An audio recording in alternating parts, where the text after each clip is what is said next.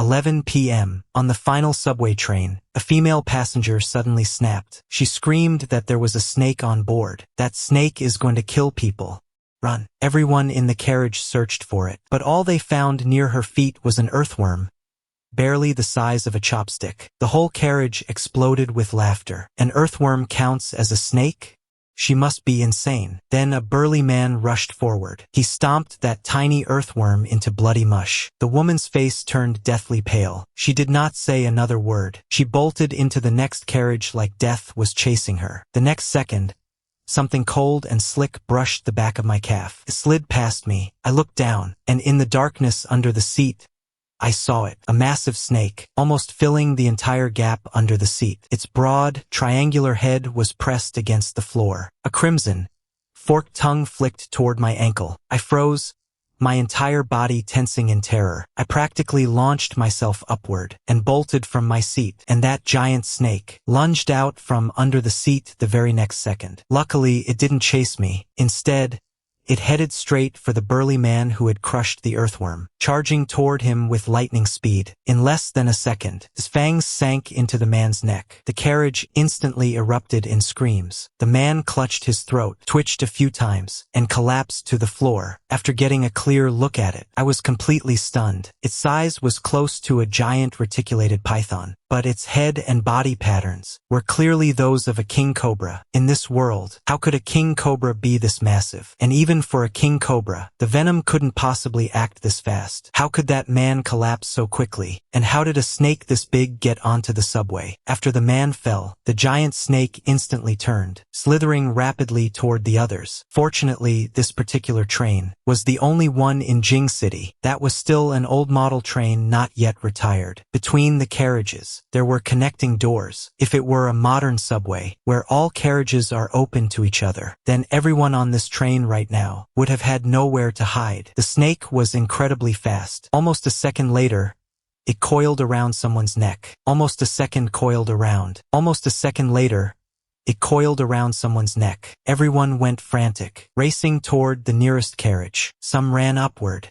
Unluckily, the giant snake happened to chase in my direction. This snake was just too fast. Just as I stepped into the next carriage, that massive body slithered across the connection. Its flat, triangular head was already poking through. I could even feel its tongue, almost licking my back. Close the door. Close it now. Close the door. Close it now. Close the door. Close it now. A young man with dyed yellow hair roared with a distorted face. A man in a black hat near the door reacted instantly. He grabbed the edge of the heavy carriage door with both hands, using all his strength. With a dull metallic thud, he yanked it shut. Clang! The heavy partition door slammed shut, pushing back the tongue that had already poked halfway in. But 4 or 5 people hadn't made it inside. Their faces were distorted, pounding on the door in sheer terror. Soon, the sounds were mixed with screams, and the sound of heavy bodies hitting the floor. The man in the hat turned his back, ignoring the pleas from the people outside. The others in this carriage were also terrified by the scene. Some called the police, some crouched on the floor crying. Only one curly-haired, middle-aged woman rushed out of the crowd. Panicking, she cried, my husband is still out there. Why did you close the door? My husband is still out there. Why did you close the door? She lunged frantically at the closed door, her thin fingers clawing at the gap. Open the door, you bastards.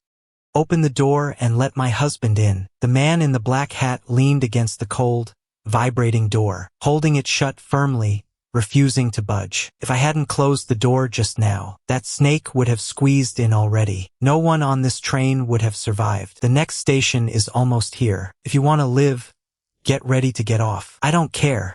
I don't care. What monster? What snake? The woman's eyes were bloodshot, tears and snot streaming down her face. She shoved the man in the black hat violently. That's my husband. You closed the door. You're murdering people. Get out of the way.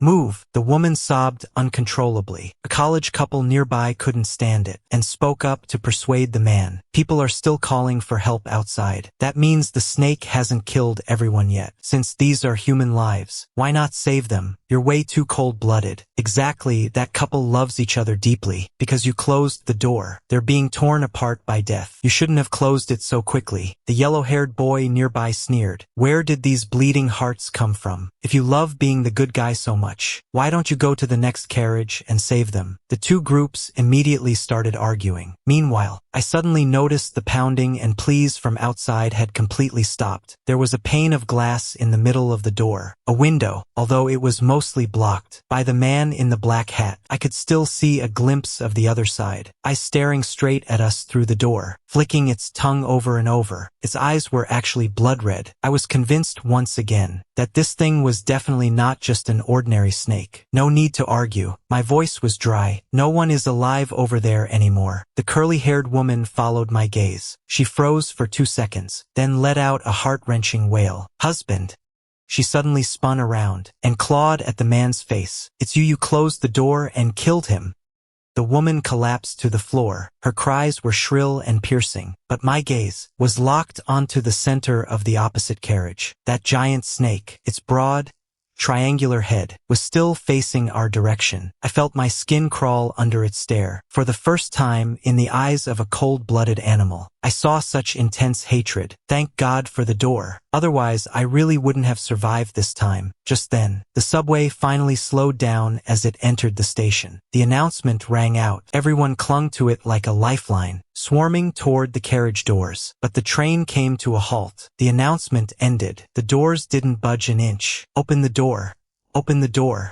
Open the door. What's happening? Panic instantly exploded inside the carriage. I instinctively glanced back at the connecting door. One look and I was covered in goosebumps. The people who had already died on the floor of the previous carriage. Now all of them opened their eyes. Their eyes were hollow and milky white, staring blankly at the ceiling. What's more terrifying is, on their exposed skin, something like snake scales seemed to be growing. The first thing that came to mind was the zombies from some movie. I felt we were doomed. If there were only a giant snake here, there might still be a chance to escape. But the current situation is likely not that simple. I glanced to the side and saw the girl who, at the beginning, had screamed that there were snakes. A thought struck me. I rushed over and crouched beside her. What on earth are those things? What on earth are those things? I lowered my voice, my teeth chattering. You know something, don't you? She looked up. Her face was bloodless. Her pupils dilated from extreme terror. Her lips trembled for a long time before she managed a few words. Mutated snakes. There's a virus. It's contagious. And at that moment, the figures lying on the floor of the previous carriage, in a stiff and eerie posture, slowly rose from the pools of blood. Their faces were a grayish-blue. Their whites were cloudy and bloodshot. Their skin had an unnatural oily sheen under the lights. Fine snake scales were erupting from their necks and backs of hands. They stood straight, lining up directly in front of the door, staring blankly at this side of the door. The curly-haired woman's eyes suddenly lit up. She pointed at the glass and screamed, "They're alive! My husband! They're alive! Open the door! Open it now!" The next second, bang! Bang! Bang! Those things suddenly moved. Then they began slamming themselves against it, over and over again, putting all their strength into every hit. Their eyes stared straight through the glass, void of any emotion. No matter how you look at it, they weren't human. But the curly-haired woman, eyes filled with tears, stared at her husband. "Honey, thank God. Ha ha ha. You're alive. I'm coming to open the door for you right now. Don't open it." The man in the black hat braced his back against the vibrating door, veins bulging on his forehead. "Lady, open your eyes and look. Is that thing still your husband?" "I don't care. He is my husband." The woman seemed manic, reaching out to tear open the lock. My heart hammered in my chest. My temples throbbed with anger at her. "Do you want to get everyone killed?" The woman snapped her head toward me, spitting almost directly into my face. Her finger nearly poked my eye. "And who the hell are you? You cold-blooded piece of trash. Once I get out, I'll definitely report you and have all you little brats arrested." Before she could finish, crash, the square glass window in the door shattered. Several clawed hands suddenly reached through the breach, and the curly-haired woman's attitude shifted instantly. "Monsters! Her scream shifted pitch in an instant. She stumbled backward. This time it was genuine terror. Before I could recover from the horrific sight, powerful force suddenly hit my back. Someone pushed me. I lost my balance entirely. That young man opposed me, so be it. I might not be able to beat him, but you think I can't handle you? You actually dared to speak up just now? You think I can't do anything to you? In the nick of time, a strong hand suddenly grabbed my collar, yanking me violently backward. I stumbled back, turning around confusedly. Based on the strength of that pull, I thought the person who saved me would be some muscular man, but to my surprise, standing behind me was a tall girl in a leather jacket. The muscles in her arms were visible even through the leather. Before I could even say thank you, I saw her step forward. With a grim expression, she grabbed the still screaming curly-haired woman with one hand, and without hesitation, pushed her toward the shattered window. The girl in leather said coldly, "Someone like you who puts others at risk is not worth mourning when you die. Ah! Help me." The monsters began feasting on the curly-haired woman. The man in the black hat scoffed, "Serves that old hag right.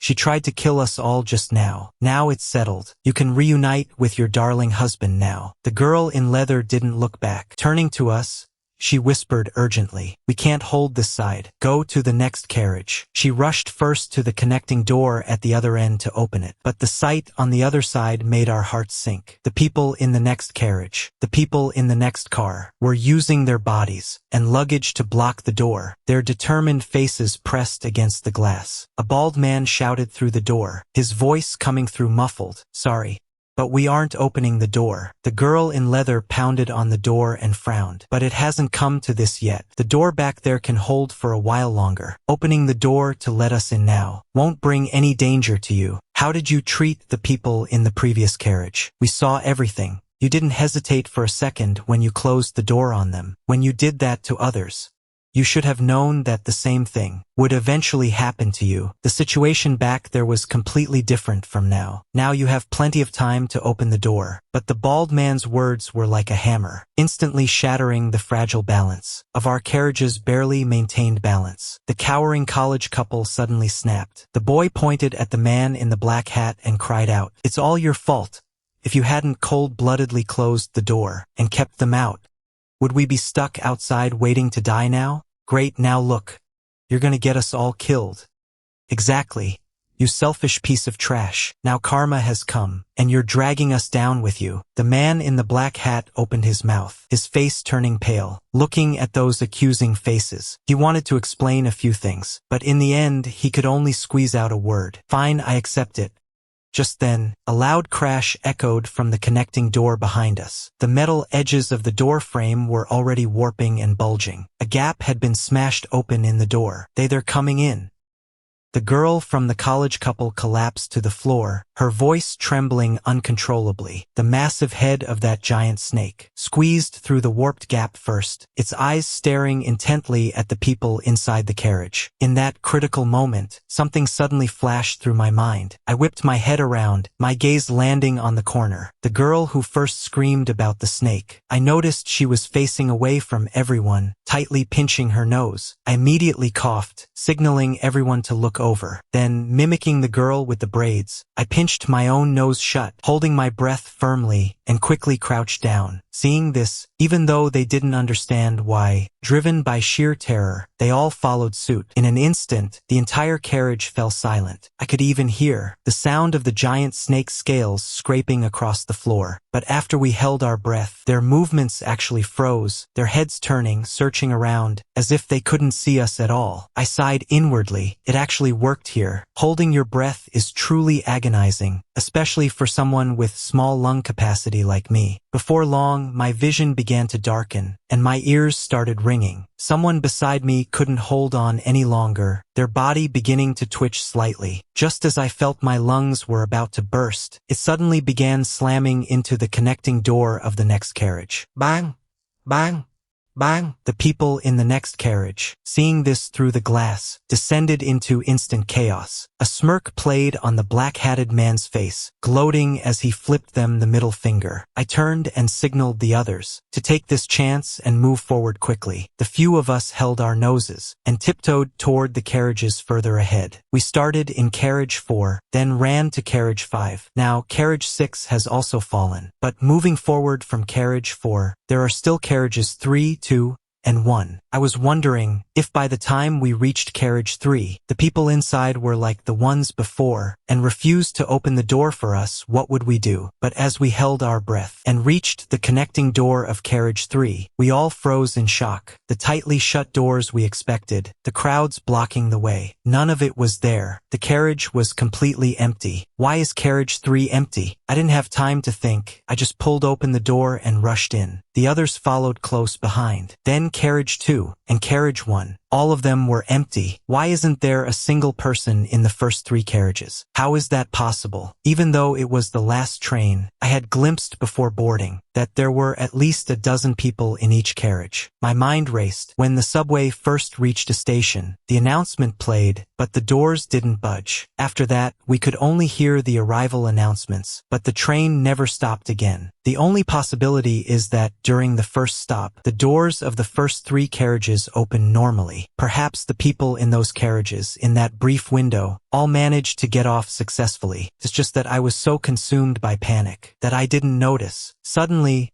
I remembered when the giant snake first appeared. The crowd scattered in different directions. Some fled toward carriage 5 in the back, while others fled toward carriage 3 in the front. But that giant snake's target was terrifyingly clear. Without hesitation, it only hunted those fleeing toward carriage 5. Even the snake monsters that followed turned in unison, only slamming into the doors leading to carriages 5 and 6. It was as if they had absolutely no interest in the first 3 carriages. Or were they acting with a purpose? Was there a more important target singled out, located within the rear carriages? In other words, there is someone that giant snake wants dead, and they are hiding in the back carriages. Before I could think further, from the distant connecting doors behind us, the sound of slamming echoed once more. The noise was coming from between carriages 4 and 3. It seems carriage 6 has been completely wiped out. Those monsters aren't satisfied. They are still relentlessly pursuing us. This realization made my heart sink. If my theory is correct, does that mean the person they've marked as their target isn't dead yet, and they are among us survivors? My gaze quickly swept over the people around me, face after face of sheer terror. Me, the man in the black hat, the blonde guy, the woman in leather, the braided girl who first noticed the anomaly, the college couple, and the middle-aged man. Based on the known information, the braided girl who first spotted the snake and warned us is the prime suspect. She knew holding breath could temporarily evade detection. She knows about the mutations and the virus, but it's impossible to distance myself from her right now. There are only a few carriages in total. We're all basically grasshoppers tied to the same string. I should focus on how to escape first. Just then, the man in the hat at the front suddenly cursed under his breath. We looked in the direction he was pointing and saw the scene inside the driver's cabin. The driver lay dead beside the console. The various gauges on the control panel, the screens and buttons were smashed to pieces. Exposed wires and parts were tangled in a mess. Most modern subways operate in semi-automatic mode. The driver mainly serves as a monitor. Even if something happens to the driver, as long as the main control system isn't destroyed, the train will run according to its set program. But now that the console is destroyed, this train is little more than a steel coffin. No one can control it. The authorities also radioed back. That side had already gone silent 10 minutes ago, but the subway is now out of control. If the train cannot be stopped, rescue teams won't be able to intervene while it's running at high speed. The only hope right now is for the people on board to stop the train. Stop it? Easier said than done. How do we stop it? The middle-aged man roared in despair, throwing his briefcase to the floor. The control panel is a wreck. We're dead. We're all dead. Chaos immediately erupted around us. Some were weeping, some were cursing. The braided girl crouched on the floor, burying her head in her knees, letting out a muffled, broken sob. It's over. This time it's really over. We're all going to die. The man in the black hat scratched his hair in frustration. He snapped, "What's the point of crying? I can't stand people like this, talking about giving up before it's even over." But the girl cried even harder, her shoulders shaking violently. I gave her a complicated look, crouched in front of her, and tried to keep my voice calm. "What else do you know? Tell me everything." "I really don't know much. It's just that while queuing for the subway, I overheard two men whispering in front of me. One mentioned a mutant snake that had already been placed on the train and would be released halfway through the journey. The other laughed and said they'd kill everyone on board, clean and efficient. I thought they were just bragging, talking about some movie plot, until I saw that snake under the seat. I've never seen a snake that big in my life. I frowned. Her words weren't without logic, but the loopholes were obvious. If the target was everyone on the train, why were the people in the first 3 carriages able to escape so easily? And if she only overheard it by chance, how would she know? A specific and effective way to hide. Like holding one's breath? The man in the black hat snapped angrily. "Since you heard it beforehand, even if you thought they were bragging, couldn't you have warned the people around you, or reported it?" The woman in leather hit the black-hatted man. "Why are you yelling at a young girl? The priority right now is to stop the train. Once the train stops, we can find a way to smash the glass and get out, and rescue teams can get in. Otherwise, trapped in a moving train, everything is just wishful thinking. Then you guys figure something out. I don't want to die. I have a wife and kids at home." The college couple hugged each other, sobbing. "Move aside. Move aside." The yellow-haired boy, who had been silent, suddenly pushed through the crowd and walked toward the wrecked control panel. "Now there's finally a use for yours truly. I'm a rail transit signal and control major from Jing University." The man in the black hat looked at him skeptically. "With a look like that, are you a student or a barber? Can we trust you?" The yellow-haired guy ignored him, dove straight into the cockpit, and lay down before the wreckage of wires and parts. His gaze instantly became focused. His fingers moved quickly and carefully, fiddling with several colored wires. Though no one knew if he was actually reliable, a glimmer of hope finally returned to everyone's hearts. Just then, the sounds of thumping and glass shattering echoed from behind, getting closer and closer. They had already smashed through the first door, entering carriage number 3. Only 2 connecting doors now stood between them and us. They began slamming into the door between carriages 3 and 2. The door vibrated violently, its edges starting to warp. No one cared about anything else anymore. Terrified, they all crowded into the narrow cockpit, looking anxiously at the yellow-haired boy still struggling with the tangled wires. Then, an even more soul-crushing sight appeared. Outside the massive front windshield of the cockpit, a colossal,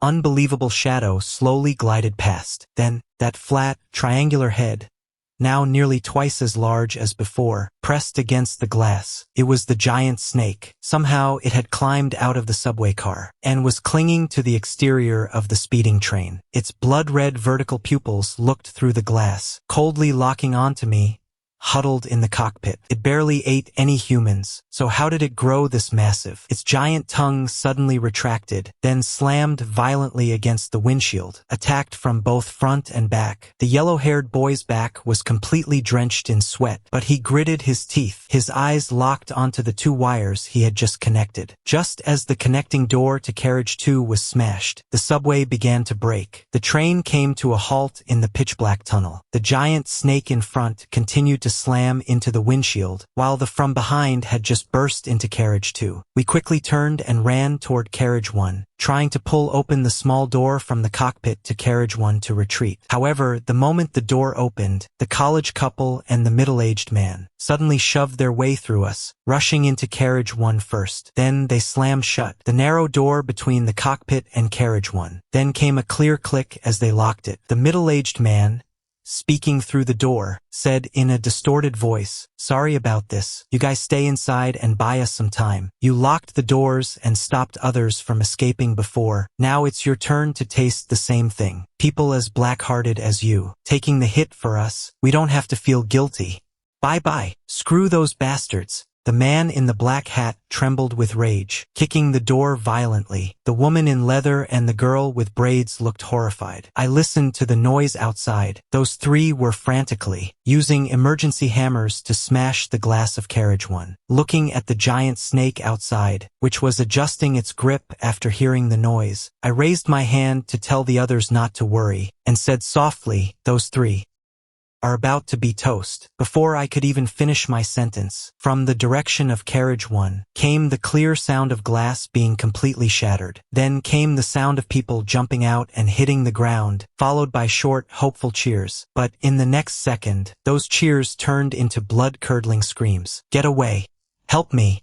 The cockpit fell into a dead silence. The giant snake in front of the windshield had vanished. I let out a sneer and spoke. The snake was already outside, and they were so desperate to leave that they smashed the door exactly as planned. The snake definitely turned to eat the ones who delivered themselves. So, it's not us buying them time anymore, it's them buying time for us. The man in the black hat laughed and clapped. Serves them right.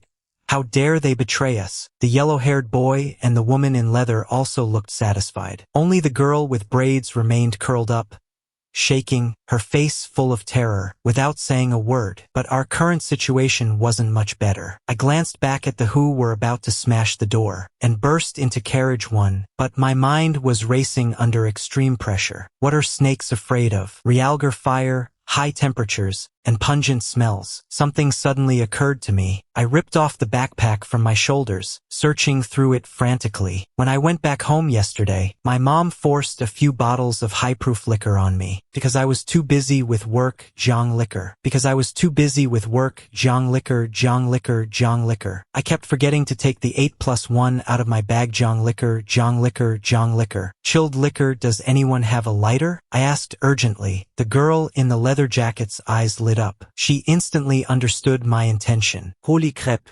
man. Making a Molotov by hand. The guy in the black hat didn't say a word. He pulled a metal lighter from his pocket and tossed it to me. Then the blonde guy threw me his lighter too. I quickly tore open the 8+1 packaging. Then I ripped the hem of my shirt, tearing it into strips. I stuffed the cloth into the bottleneck, leaving a short section as a fuse. Then I broke open one of the lighters and poured the fluid onto the cloth. The leather jacket girl tacitly took another bottle of 8+1 and did the same. One bottle left. I opened the last bottle of 8+1. The pungent smell of the 8+1 spirit instantly filled the air. Everyone, come here and pour some on yourselves. Snakes hate pungent smells. I don't know if it'll work on these mutants. We'll just have to take a gamble. No one hesitated. The pungent smell of alcohol mixed with the scent of fearful sweat filled the cramped driver's cabin. At the same time, a loud bang echoed. Those monsters had already stormed into carriage one. Now they were all stiffly crowding the cabin door. As more and more people died, the horde of monsters grew larger. The cabin door was already small and narrow. Now they were slamming against the door with all their might. I could almost hear the lock cylinder snapping. We're running out of time. I gripped a makeshift Molotov in each hand. I turned to look at the windshield. Even the emergency hammers are in the carriage, used by those three bastards. What the hell are we going to use to break this glass? That's easy. The leather jacket girl gave a low shout. Before I could think of a way, she leaped onto the slanted control panel in one stride, shifting her weight to build power. She slammed a powerful punch right into the center of the windshield. The glass shattered. Jump! The black hat guy reacted instantly. He grabbed the stunned girl with braids and gave the blonde guy a push, jumping out through the breach first. The leather jacket girl followed close behind, landing lightly. I was the last one out, one hand bracing against the window ledge. I glanced back. Those monsters had already burst into the cabin. They were even making strange hissing sounds. Stay calm. I counted silently. I brought the fuse of the Molotov in my hand to the flame of the lighter. The cloth ignited instantly. Orange flames danced. I threw the Molotov with all my strength toward that mass of snake mutants. I hurled it at the cluster of snake people at the door. With a bang, The bottle shattered. High-proof liquor splashed everywhere. Igniting on contact, a searing blast of fire erupted, instantly engulfing the first few snake people. They let out a mixture of serpent hisses and human screams of agony. The air was immediately filled with the smell of burning flesh and the strange stench of burning alcohol. They lingered at the door, seeming wary of the flames. Without hesitation, I turned and leaped through the shattered windshield. The tunnel's emergency lights cast a dim glow, barely lighting the surroundings. The black hat guy and the leather jacket girl had already gathered, looking warily toward the train. Right then, an indescribable fishy wind pressed down from above. I snapped my head up and saw that massive, giant snake that nearly blocked half the tunnel. It had slid down the outer wall of the train at some point, raising its head high, which was larger than a millstone, its triangular head. Blood-red vertical pupils locked onto us, the few that had escaped. It seemed confused and irritated by the strong smell of alcohol on us, its tongue flicking in and out constantly. But this amount of alcohol clearly didn't have much of an effect on it. Its massive body slithered and coiled, closing in on us. Holding the last Molotov in my hand, I swallowed hard. Then I gave the people next to me a hard shove. "You guys, run ahead." The leather jacket girl realized what I was doing. She immediately grabbed the others and bolted forward. I stood my ground, counting down in my head, as the giant snake lowered its head toward mine, opening a maw large enough to swallow a whole person. I smashed the flaming bottle straight into the snake's wide-open mouth. The Molotov exploded, bursting into flames inside the snake's mouth. The giant snake let out a piercing hiss of pain. It thrashed its massive body wildly, whipping its head back and forth, trying to shake out the flames and searing liquid. I didn't dare linger. I took off running. The tunnel echoed with the agonized screams of the giant snake and the mutants, and the crackle of burning flesh. But we all knew these flames wouldn't stop it for long. We had to get out. Luckily, after running for a bit, we spotted a glimmer of light about 70 or 80 meters ahead. "The platform is up ahead," the blonde guy gasped, his voice trembling with excitement. As I ran, I couldn't help looking back. The giant snake was thrashing wildly on the ground. It spat out the Molotov, but the fire was still burning. It even scorched its body, but soon, ignoring the flames still licking its skin, it began to drag its massive body after us again. And those on fire also crawled out from the subway, staggering after us. They were so relentless. As I pushed my legs to their limit, I began to piece things together in my head. The college couple and the middle-aged man were gone, eaten by the giant snake, but the snake was still chasing us. That means those three weren't its target. So the target must be among the four of us survivors. Me, the black hat guy, the blonde guy, and the girl with braids. I glanced at the girl with braids. Is it her? The light ahead grew clearer. It was indeed the outline of a platform. Hope acted like a shot of adrenaline, squeezing the last bit of energy out of our exhausted bodies for one final sprint. Finally, we scrambled and tumbled to the edge of the platform, but the sight before us was like a bucket of ice water, completely extinguishing the spark of hope we just lit. The platform was equipped with fully enclosed glass screen doors, completely separating the tracks from the platform area. Through the thick glass, I could see the platform was deserted. The floor was rough, unfinished concrete. The walls were bare, gray concrete. A single, lonely pillar stood there. No billboards, no signs, nor any of the usual waiting benches. There was a light source in the distance, but it was natural light filtering in from some unsealed opening high above, not the station's lighting. The entire space was filled with a dead silence, like an unfinished ruin. I immediately pulled out my phone to check the map. The moment it loaded, my heart sank to the bottom. We weren't on any known operational subway line. I don't know when it happened, but the train had deviated from the main line, entering a new line that hadn't opened yet. No wonder the platform was empty. Behind us, the heavy slithering of the giant snake. "Smash the door. Break the glass and get in." The man in the black hat reacted first. He bent down, picked up a loose stone from the track, and slammed it hard against the glass screen door. A dull thud. The glass didn't budge. It only left a tiny white speck on the surface. We frantically searched for something to use, smashing the glass with everything we had. The sounds of impact echoed through the empty station, but this thickened, tempered glass was despairingly strong. "Damn it, what the hell is this glass made of?" The man in the black hat kicked it in frustration. The giant snake was now within 30 meters. Most of the flames on its body had died out, leaving only wisps of black smoke rising from charred scales. The snake people were also lunging at us, claws bared. Life and death hung by a thread. My eyes scanned the glass door rapidly, suddenly freezing at the bottom. That was the gap between the sliding door and the ground rail, the weakest point of the entire structure. Hit the bottom. Hit where the door connects to the rail. I screamed hoarsely. At the same time, I crouched down and handed the sharpest piece of concrete I had to the man in the black hat. He and the woman in leather understood immediately and crouched. They swung their stones, putting every ounce of their strength into the joint between the bottom edge of the glass and the metal rail. Finally, after a few dull thuds, came a faint but clear sound of cracking. Centered on the point of impact, the cracks spread like something alive, branching upwards and outwards. But at that same moment, the stench of blood hit my nose. The giant snake's massive head had already reached within 10 meters behind us. There's no time. The door isn't fully broken yet. Out of the corner of my eye, I saw in a pile of cement a discarded rebar rod sticking out, about a meter long, with a hook at one end. A desperate thought flashed through my mind. No time to hesitate. I rushed over and yanked out the steel rod. Turning to the man in the black hat and yellow hair, who were still smashing the door, I yelled, "Get in the moment it breaks. Don't look back." Then, gripping the cold steel rod, I stepped across, standing between them and the monster. "I'll lead them away. I'll hold them off as long as I can." My legs were shaking, but I knew this was the only way to buy time for everyone. Someone had to do it. But just as I summoned my courage to take that step, my hand suddenly felt light. The woman in leather had appeared beside me. She snatched the steel rod away and shoved the blood-stained, sharp stone she had been using into my hand. "What can a shrimp like you possibly block?" She curled her lip, flashing a nearly wild smile. Beneath the sweat-soaked hair on her forehead, her eyes shone with an incredible light. "I'm a provincial Sonda champion.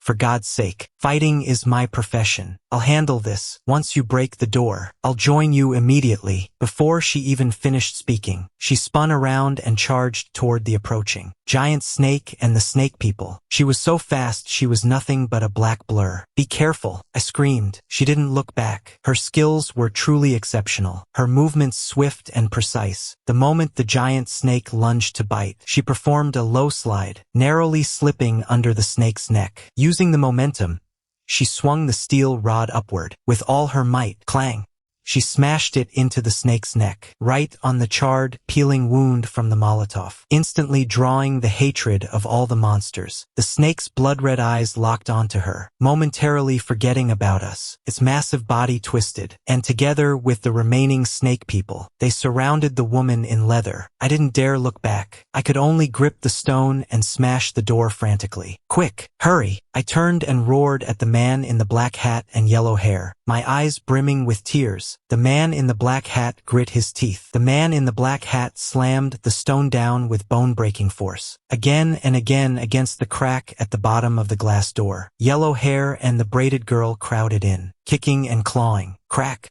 Finally, a hole was smashed into the bottom of the door, about the size of a wash basin. The edges were jagged, but it was enough for a person to crawl through. Yellow hair shoved the terrified braided girl inside, and followed immediately after. I turned to look at the woman in leather. She had just landed a beautiful, spinning kick, sending a snake person flying. But the snake's tail swept in like a steel whip. She barely jumped in time to dodge it. "The door's open. Come back.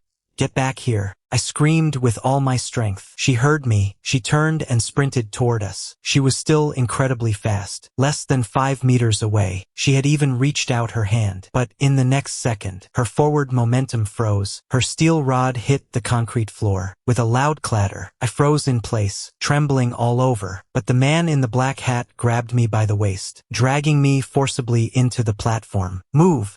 Don't let her sacrifice be for nothing." His voice was hoarse, pushing me, the sobbing braided girl, and yellow hair deeper into the station. The 4 of us ran blindly through the empty, desolate, unfinished platform. Our hearts felt like they would explode, tears and sweat mixing with dust, smearing our faces. But no one dared to stop. Soon we found a staircase leading to the exit. A flicker of hope ignited once more. But as we rushed to the top, a heavy, rust-covered. Metal shutter blocked our final path. The door was tightly shut, sealed completely. Beside it was a dead electronic lock control box. We pushed and pulled with all our might. The shutter didn't budge an inch. Only dull thuds echoed through the stairwell. From the tunnel below came the sound of heavy footsteps. A glass door might have been smashed open, but this metal shutter completely blocked the way. We were utterly trapped. No way forward. Pursuers behind us. Damn it, are we really going to die here? The man in the black hat punched the shutter hard, producing a dull thud. A phone screen flickered in the dark. A new text message appeared. It was from the number the police had been using to contact us. We've located you at the unused C7 test line terminal station. Are you still alive? Staff are heading to 5 emergency exits, preparing to open them manually from the outside. Please hold on. Repeat, 5 exits. I snapped my head up to look at the other 3. The news from the police. Staff are on their way to open the doors. This station has 5 emergency exits. My voice was hoarse with urgency. We can't all wait at this one exit. That thing, that snake and those monsters. If we stay together, we'll either all die.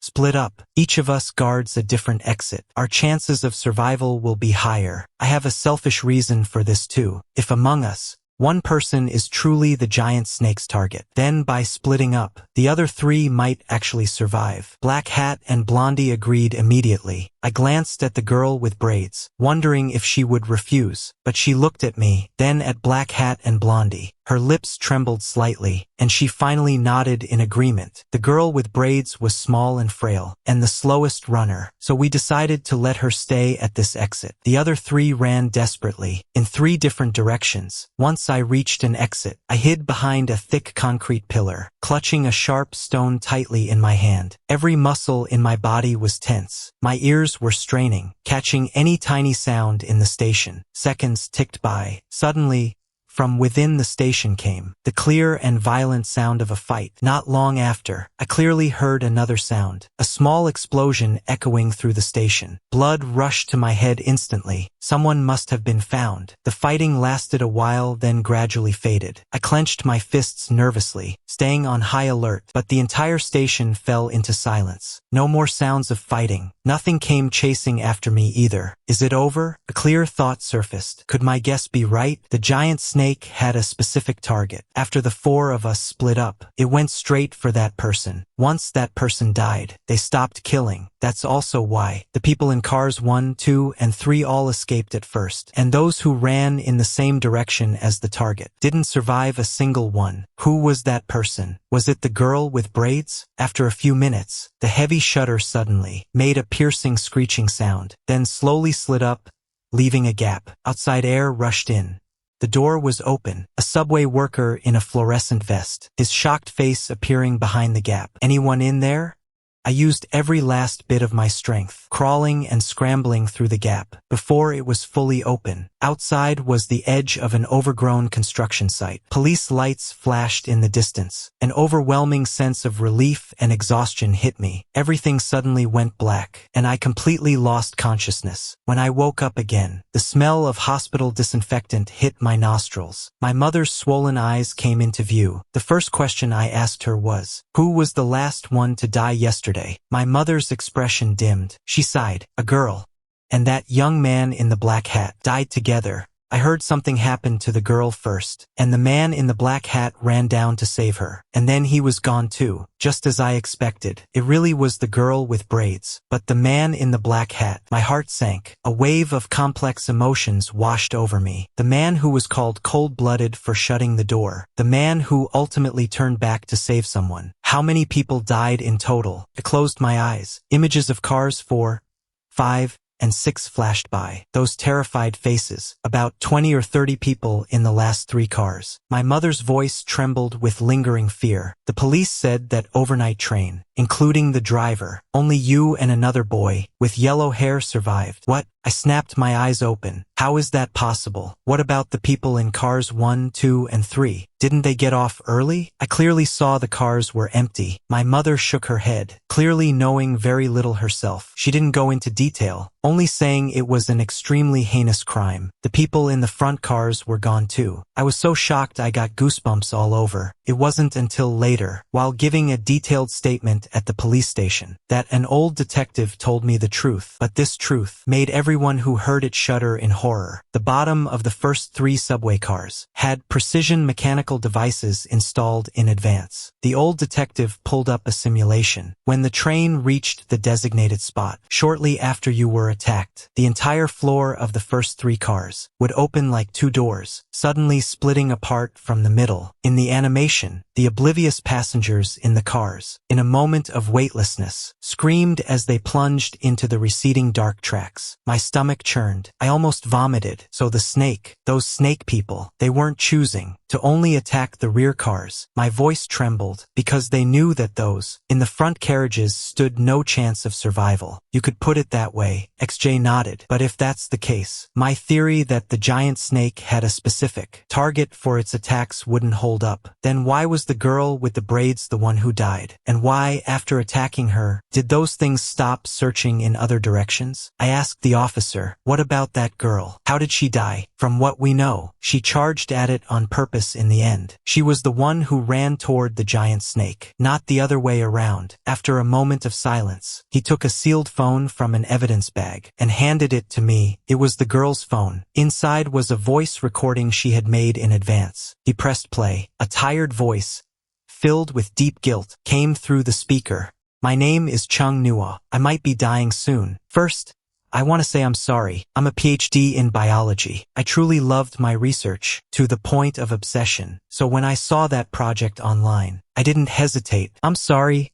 I'm so sorry. I was too naive back then. I thought it was just a standard genetic enhancement experiment for medical or specialized use. Her voice choked up. Through this research, they created those monsters. That giant snake had already killed many people. The more people it killed, the faster it mutated. I wanted to quit, but they threatened my family. They forced me onto the subway. In reality, they wanted to silence me along with everyone else. This time, they evolved the mutant toxin inside the snake. Those killed by the snake's bite would turn into something else in a short time, essentially like the zombies in movies. They implanted a miniature bomb in my body. If I revealed the truth to anyone beforehand, they would detonate it remotely, so I didn't dare say a word. I could only scream that there was a snake. The sound of suppressed sobbing filled the recording. I can't take it anymore, watching those people die one by one. The woman in the leather jacket, I'm the reason she died. If only I could have. I can't let you all die too. I know the giant snake's original genetic fragments have an instinctive drive to track my pheromone markers. They used it to control me and to ensure my elimination. I understand it. I can hold it off longer. This is the only atonement I can make. The bomb inside me, I have a way to detonate it myself. I think I might have a way to deal with it. Goodbye, strangers. Please tell my parents for me that I've failed them. The recording ended there. I sat there stunned. Officer XJ's voice turned solemn. Based on the scene evidence and autopsy, Ms. Chung Nua did indeed charge toward it and drew the monster's attention. The forensic examiner also found fragments of a miniature detonator in her remains. In the end,